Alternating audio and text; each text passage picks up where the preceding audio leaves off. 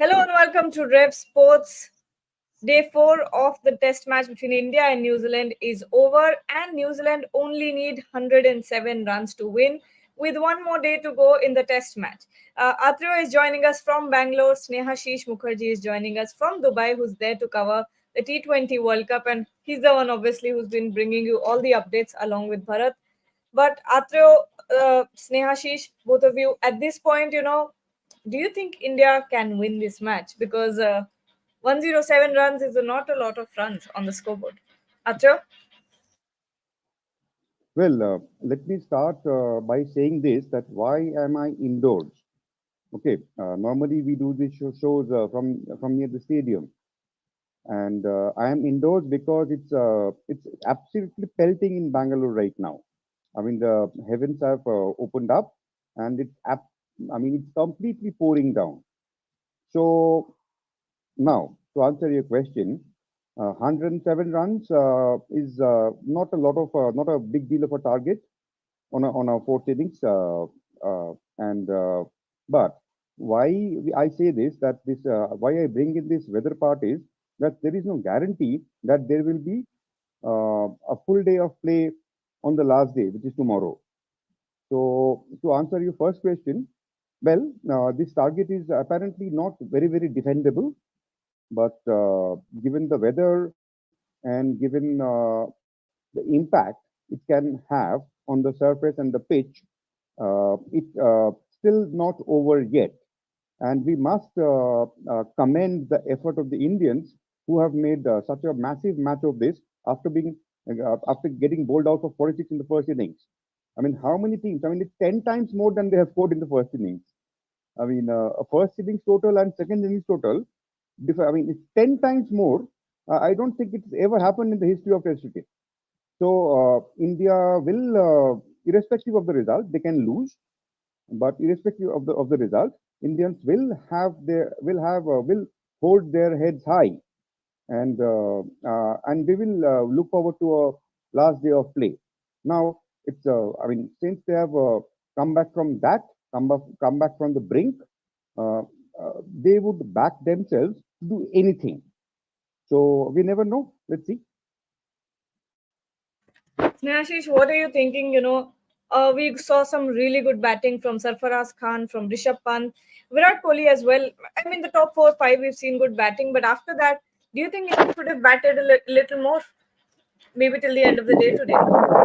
Yes, obviously. I think the plan was for them also. I think the same, and I think Ravindra Jadeja and Ashwin. I think both have been very disappointed because the wicket was not looking that much tough to bat on. While especially Sarfaraz Khan and Rishabh Pant were batting. So I think overall, I think I know as Atroda said that it has been a tremendous job from work from them as a batting unit to score this amount of run after getting bundled out for 46 runs in the first innings. But I think India would have loved to score around 150, 180 at least, because that will give them a more chance to get out, the New Zealand team.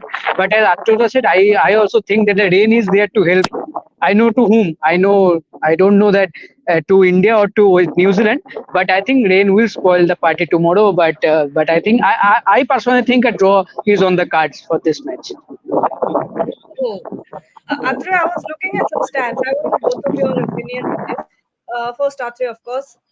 This is the highest wickets achieved by a visiting fast bowling unit against India in India since South Africa claimed 19 wickets in Ahmedabad in 2008. What does this say about India, about New Zealand? What are your thoughts after listening to this stat, Atre? It's a very interesting start, a piece of statistic, I must say.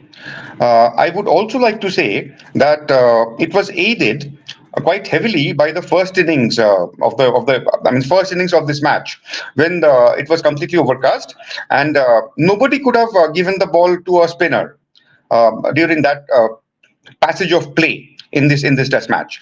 So fast bowlers were expected to do well in the first innings.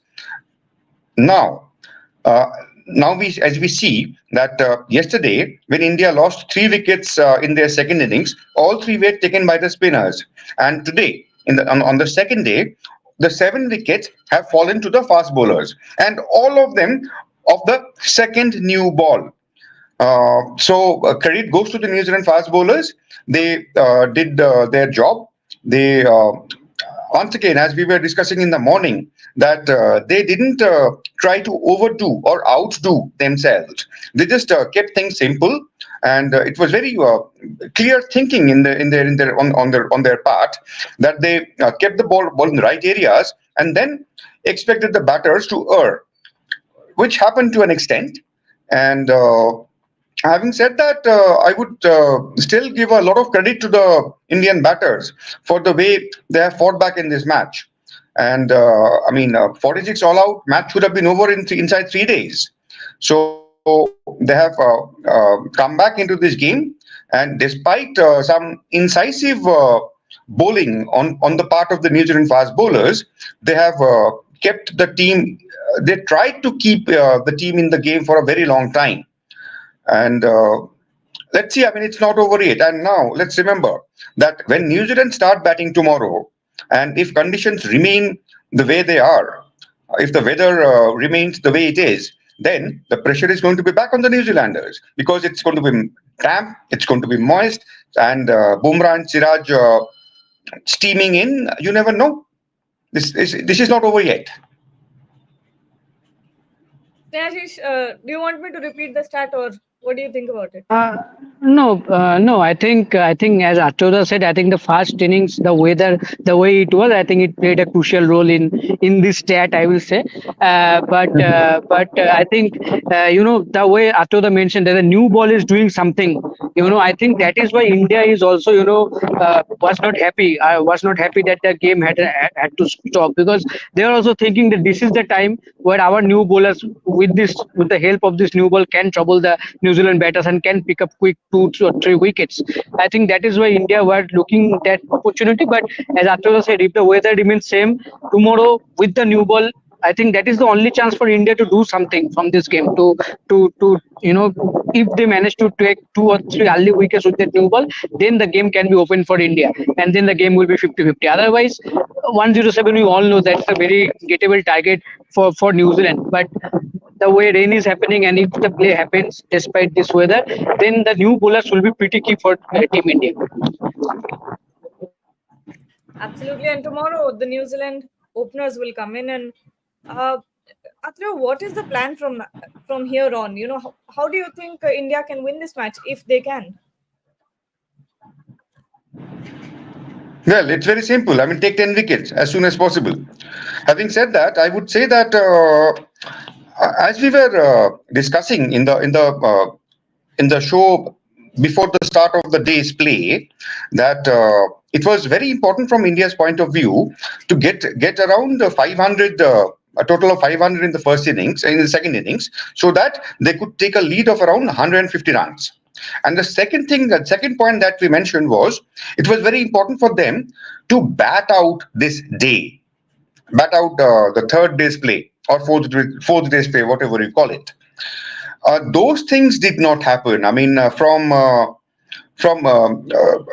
3 wickets down, and no wickets lost in the first session, and after quite a while, after quite some time after that, to lose the 7 wickets in a heap against the second new ball, and to get bundled out for 460 odd from 400 for 3, was a little bit of disappointment, I would say, because it was very important. I mean, no matter how commendable or how praiseworthy the performance of Saras Khan and Rishabh Pant was, it was very important to get 500 runs on the board, because lead of 356, it's a humongous lead.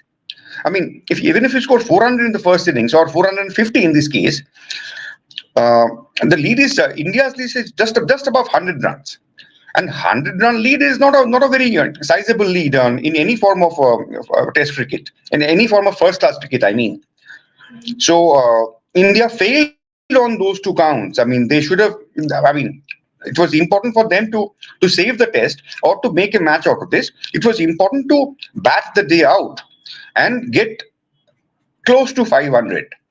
despite raising hopes of doing that, they finally succumbed to the second new ball, which handed New Zealand the initiative back. So it's New Zealand's game to lose now. I mean, it's still their game. I mean, they were on top of the game when the day's play started. For a while, for a long time during the day's play, India seized that initiative back. But at the end of the day, it's again it's advantage New Zealand. Absolutely. And Snehashish, because I've not talked to you about this on the show, Sarfaraz Khan's batting, I mean, we have to talk about it.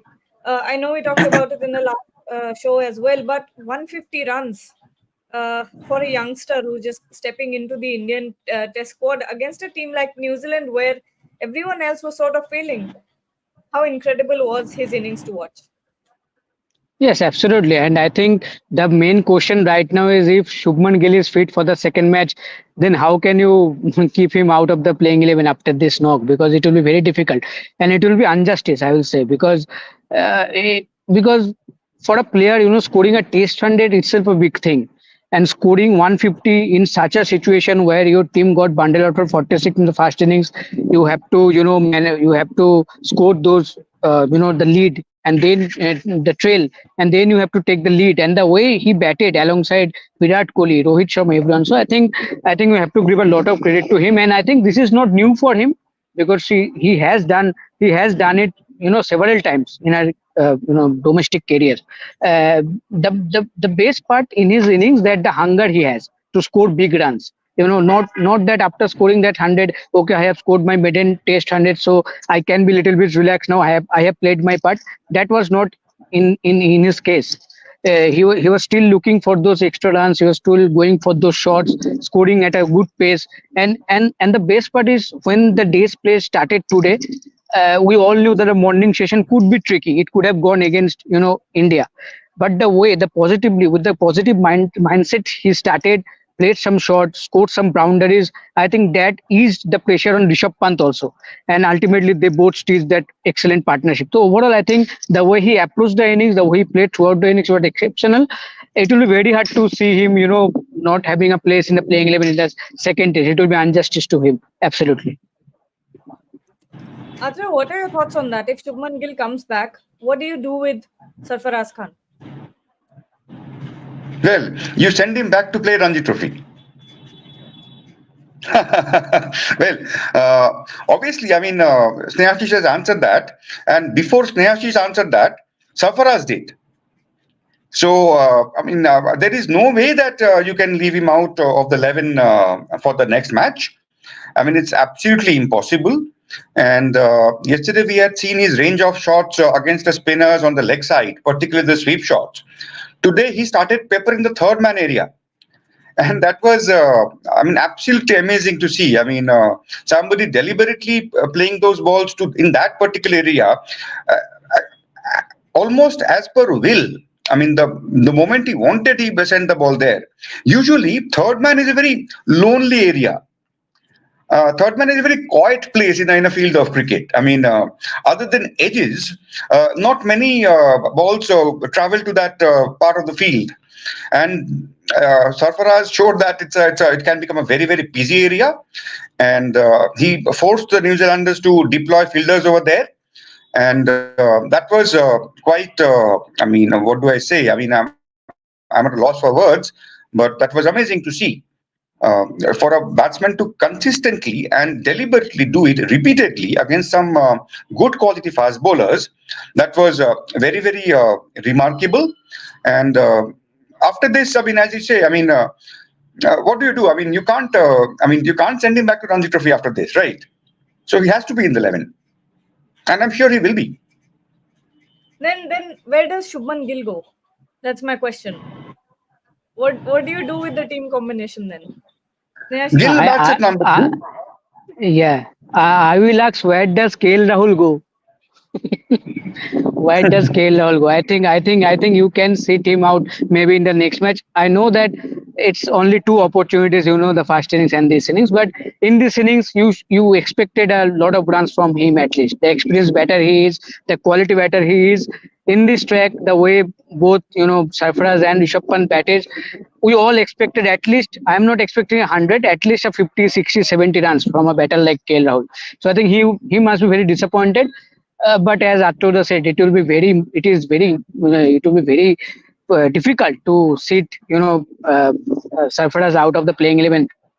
Personally, I think maybe Shubman Gill gets a chance at number three. Then Virat Kohli came at number four at his usual position, and maybe at number five we are going to see Sarfaraz, not KL Rahul. Maybe KL Rahul has to sit down for the next match at least. I don't know about the BGT, but at least for the next match, KL Rahul needs to sit out for Sarfaraz. Sarfaraz deserve. He has earned the spot. Atro, you were Well, saying something? my Yeah. Yeah, my take is that Sarfaraz will go back to number six, because if Gill comes back, Gill automatically comes back to the number three position. Kohli is at number four. You cannot dislodge Rishabh Pant from five, so Sarfaraz goes back to six, which is his designated position for his Mumbai team. That is where he batted in the last few Test matches that he played against England, and I think only in one innings he came in at number five. In 4 or 5 innings, he batted number six. So he'll possibly go back to number six. Having said that, he has proven himself that he can be tried, somewhere up in the order as well. So he has given the Indian team this option. And but I mean, anyway, if Gill and Kohli both are Gill, Kohli, and Rishabh Pant all are playing, then 3, 4, 5 are automatically sealed. So Sarfaraz, despite his heroic 150, will have to go back to number six, and which is not a bad deal. Which is not a bad deal. To have a player like him at number six is not a bad thing at all. So he can change the course of the game from that position. So even when the chips are down, he will come out and do what he can do, as we have seen. Against be it was against spin bowling primarily a day ago, and on this day it was against the fast bowlers also. So he has shown what he is capable of, and yeah, it's a little. I would say that it's a little unkind on him that despite being such a prolific scorer, he has to bat at six. But given the composition of the Indian team, the balance at the moment, the best for Sarfaraz was to book a slot, cement a slot in the 11, irrespective of who is available and who is not. That he has done. Now, from six onwards, how far he can move up and all that, that only time will tell. But as of now, I think he has sealed his place in the 11 for this series at least. And final few question. We'll take some comments. Anime boy here is saying KL and Jadeja are the culprits of today's collapse. Snehashish, your thoughts on this? Yeah, I am not in support to use that word, but we all are disappointed to see both of them not scoring big runs because, as I mentioned earlier, also that the way both Sarfaraz and Rishabh Pant batted and the wicket was not looking that much tricky, and honestly, New Zealand bowlers were not looking that much threatening also. So I think I think that is why as a fan, anime boy is not happy, and I can absolutely understand that. But yeah, I think KL Rahul and Jadeja, and obviously I will mention Ashwin also. I think all these three batters are more than capable enough to score big runs on this track, and I think they will, I think they will personally know that, and they would be very disappointed. But it's okay. Not every time Ashwin have done it several times. In the last match only, I am talking about the Bangladesh series. Jadeja and Ashwin batted brilliantly. So not every day is not same for everyone. But personally, I am not so worried or not so happy. I am not so unhappy with Jadeja and Ashwin because they have done several times in recent times. But I am a little bit unhappy with KL Rahul. I think your position is a bit tricky because Saras Khan is on the same line because of that position. All ahead of the BGT series, limited opportunities are there, so you have wasted now two opportunities. Now, how many opportunities you get in this series? That is up to you. That is up to team management, and it's up to you how many runs you score. Because the more runs you score before the important Australia series, the more confidence you get. So I think from personal point of view, from KL's point of view, and from the team management point of view, I think that is much required. Hopefully, he will score in the next matches if he gets an opportunity.